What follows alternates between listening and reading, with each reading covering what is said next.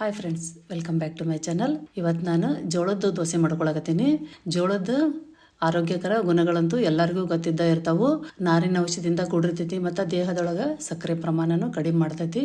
ಈ ಜೋಳದ ಹೆಲ್ದಿ ದೋಸೆನ ಇನ್ನೂ ಸ್ವಲ್ಪ ಹೆಲ್ದಿ ಮಾಡ್ಕೊಳಕ ನಾನು ಉತ್ತರ ಕರ್ನಾಟಕದೊಳಗೆ ಸಿಗುವಂತ ಹಕ್ಕರಿಕಿ ಪಲ್ಯನ ಯೂಸ್ ಮಾಡ್ಕೊಳಕತ್ತೀನಿ. ಇದನ್ನ ಹತ್ರಕ್ಕಿನೂ ಅಂತ ಕರೀತಾರ. ಮಳೆಗಾಲದೊಳಗ ಉತ್ತರ ಕರ್ನಾಟಕದೊಳಗ ತಾನಾಗೆ ಬೆಳಿತೈತಿ ಇದು. ನೀವು ದೋಸೆ ಒಳಗ ಸಾಕಷ್ಟು ವೆರೈಟೀಸ್ ಆಫ್ ದೋಸೆನ ನೋಡಿರ್ಬೋದು, ತಿಂದಿರ್ಬೋದು. ಬಟ್ ಈ ತರ ದೋಸೆನ ನೀವು ಫಸ್ಟ್ ಟೈಮ್ ನೋಡಕತ್ತಿರ್ತೀರಿ. ಈ ತರ ಒಂದ್ಸರಿ ಮಾಡ್ಕೊಂಡ್ ತಿಂದ್ ನೋಡ್ರಿ. ಭಾಳ ಹೆಲ್ದಿ ಆಗೂ ಇರುತ್ತ, ಟೇಸ್ಟ್ ಆಗೂ ಇರುತ್ತ. ಬರ್ರಿ ಈಗ ಅದನ್ನ ಹೆಂಗ್ ಮಾಡೋದಂತ ನೋಡ್ಕೊಂಬರೋಣ. 3 ಕಪ್ ಜೋಳಕ್ಕೆ 1 ಕಪ್ ಉದ್ದಿನಬೇಳೆ, 1 ಸ್ಪೂನು ಮೆಂತೆ ಕಾಳು ಹಾಕಿ ಸ್ವಚ್ಛಗ ತೊಳಿಬೇಕು. 4-5 ಸರಿ ವಾಶ್ ಮಾಡ್ಕೊಂಡು ಅದಕ್ಕೆ ನೀರು ಹಾಕಿ 8 ತಾಸು ನೆನೆಸ್ಕೋಬೇಕು. ಯಾಕಂದ್ರೆ ಜೋಳ ಗಟ್ಟಿರ್ತಾವು, ಸ್ವಲ್ಪ ನೆನೆಯೋದು ಲೇಟ್ ಆಗುತ್ತೆ.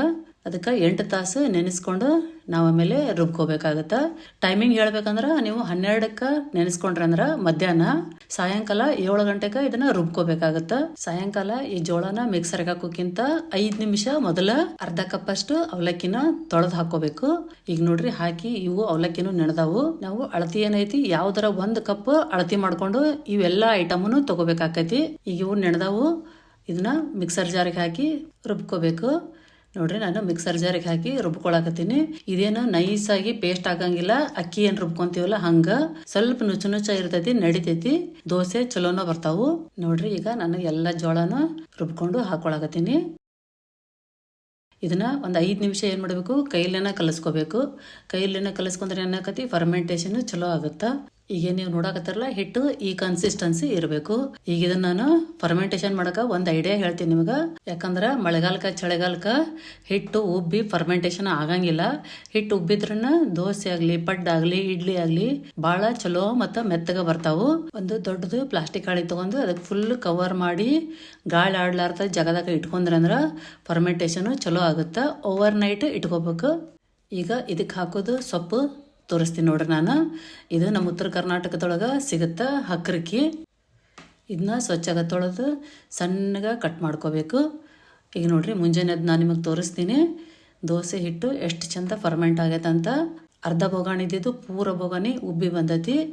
ನೀವು ಈ ಮೆಥಡ್ ಯೂಸ್ ಮಾಡಿದ್ರಿ ಅಂದ್ರೆ ಇದೇ ಥರ ಫರ್ಮೆಂಟೇಶನ್ ನೀವು ಮಾಡ್ಕೋಬೋದು. ಈಗ ನಾನು ಸಣ್ಣಗೆ ಕಟ್ ಮಾಡಿ ಇಟ್ಕೊಂಡಿದ್ದು ಹಕ್ಕರಿಕೆ ಹಾಕ್ಕೊಂಡಿನಿ. ಸಣ್ಣಗೆ ಕಟ್ ಮಾಡ್ಕೊಂಡಿದ್ದು ಹಸಿ ಮೆಣಸಿನ್ಕಾಯಿ, ಕೊತ್ತಂಬರಿ ಹಾಕೋಬೇಕು.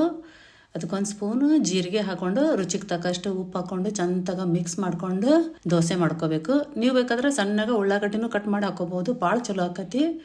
ಮಕ್ಕಳು ತಪ್ಪಲ್ ಪಲ್ಯ ತಿನ್ನಂಗಿಲ್ಲ ಅಂತ ಹಠ ಮಾಡ್ತಿರ್ತಾರ. ಅವಾಗ ನೀವು ಈ ಥರ ದೋಸೆ ಮಾಡಿಕೊಟ್ರಂದ್ರೆ ಅವ್ರಿಗೆ ಗೊತ್ತಾಗ್ಲಾರ್ದಂಗೆ ತಿಂತಾರ. ಮಕ್ಕಳಿಗೆ ಹೆಲ್ದಿಯಾಗಿ ಕೊಟ್ಟಿನಿ ಅಂತೇಳಿ ನಿಮಗೂ ತೃಪ್ತಿ ಇರ್ತೈತಿ. ಕಾದ ಹಂಚಿಗೆ ಸ್ವಲ್ಪ ನೀರು ಹಾಕಿ ಆಮೇಲೆ ಒರೆಸ್ಬಿಟ್ಟು ಈ ಥರ ದೋಸೆ ಹಾಕೋಬೇಕು. ಅಂದ್ರೆ ನೀಟಾಗಿ ಕ್ರಿಸ್ಪಿಯಾಗಿ ಬರುತ್ತೆ. ಮೇಲೊಂದು ಸ್ವಲ್ಪ ಎಣ್ಣೆ ಹಾಕಿ ಈ ಥರ ನೋಡ್ರಿ ಗೋಲ್ಡನ್ ಬ್ರೌನ್ ಆಗುತ್ತಕ ರೋಸ್ಟ್ ಮಾಡ್ಕೊಂಡ್ರೆ ಗರಿ ಗರಿಯಾದ ಜೋಳದ ದೋಸೆ ರೆಡಿ ಆಗುತ್ತೆ. ಮತ್ತು ನೆಕ್ಸ್ಟ್ ರೆಸಿಪಿ ಜೊತೆ ಬರ್ತೀನಿ. Thank you.